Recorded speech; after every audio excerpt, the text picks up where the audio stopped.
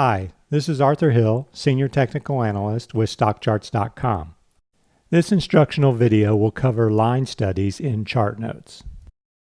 Here are the topics and the timeline for today. We'll show you where to learn more about these line studies in our ChartSchool. We'll show you how to draw Fibonacci retracements and quadrant lines. Then we'll turn to Fibonacci arcs and time zones. We'll show you how easy it is to draw cycle lines, circles, and the sine wave. Then we'll show you the Roth regression channel and Andrews pitchfork. And finally, we'll draw the Fibonacci fan and speed lines. Learning more about line studies in ChartSchool. First, I will show you where you can find more information about these line studies. There's a drop-down menu at the top of every web page, and there you can access the ChartSchool. If you don't see that, it means your browser is not quite opened wide enough. And there you can see the main links for stock charts. So if I click on the ChartSchool, I will then go to the chart analysis section. From here, I can scroll to the bottom, or I can go to the outline and click Chart Annotations Tools, and there are the ChartSchool articles. Drawing Fibonacci retracements and quadrant lines. Chartists can access the line studies from the left-hand toolbar. In the middle, you will see 3 arcs and a little triangle at the top of that button. And if you click on that button, you'll get a little pop-out, and all of the available line studies will be shown.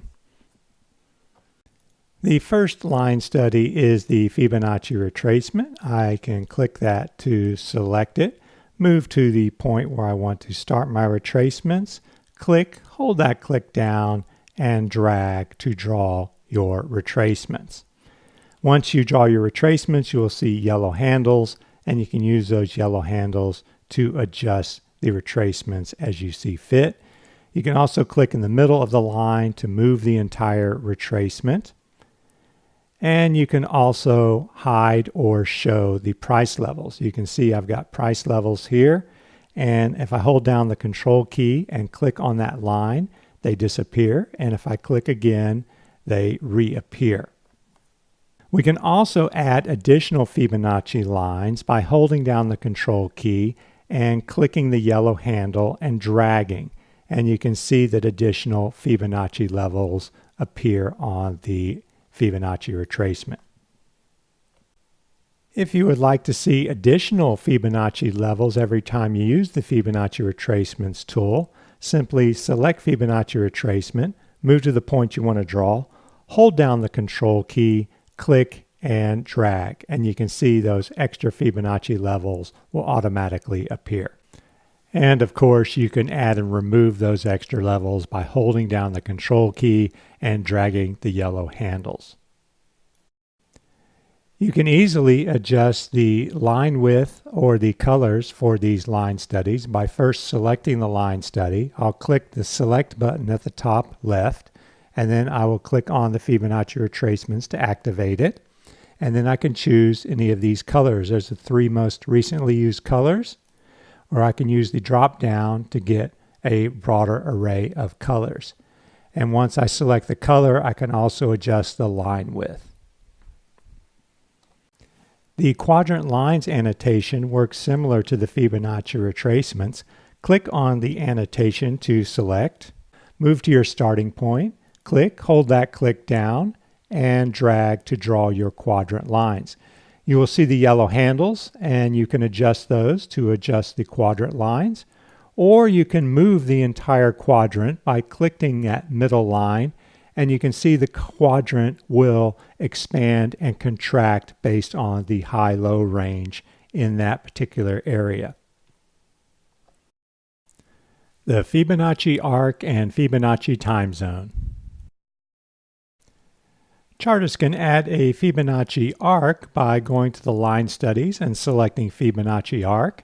You can start from a high, click, hold that down, and drag to a point you want to stop at, a high to a low, and your arcs will appear. You can use the yellow handles to move that Fibonacci arc, and you can also draw from a low to a high.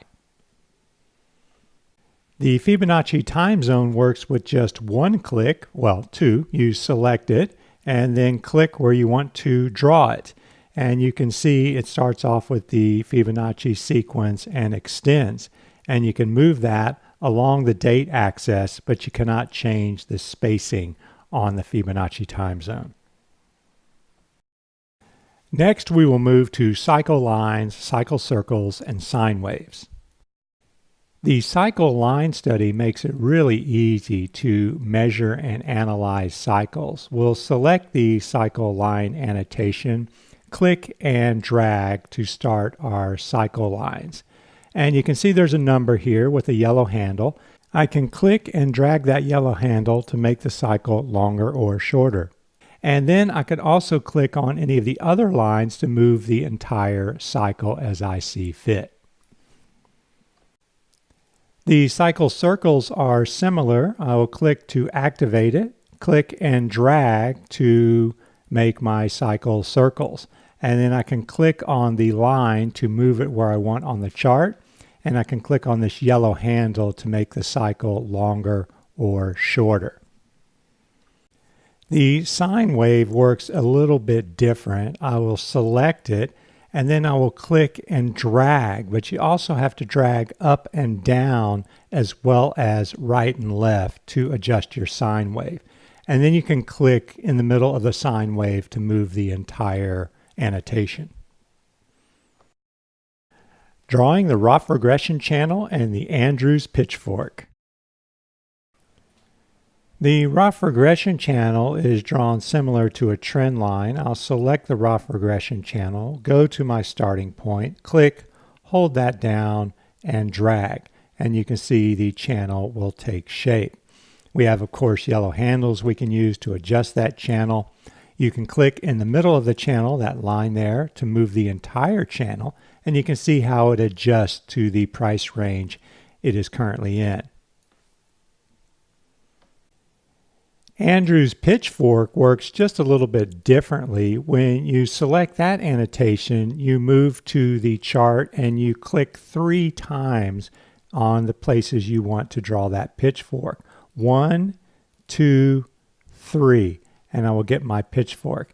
And then I can use those handles to adjust the pitchfork, and I can click and drag one of the lines to move the entire annotation. Adding the Fibonacci fan and speed lines to your chart. The Fibonacci fan works similar to a trend line. You will move to your starting point, click, hold that click down, and drag to your ending point, and your Fibonacci fan will appear. You can use the yellow handle to adjust your fan line as you see fit, or you can move the entire fan.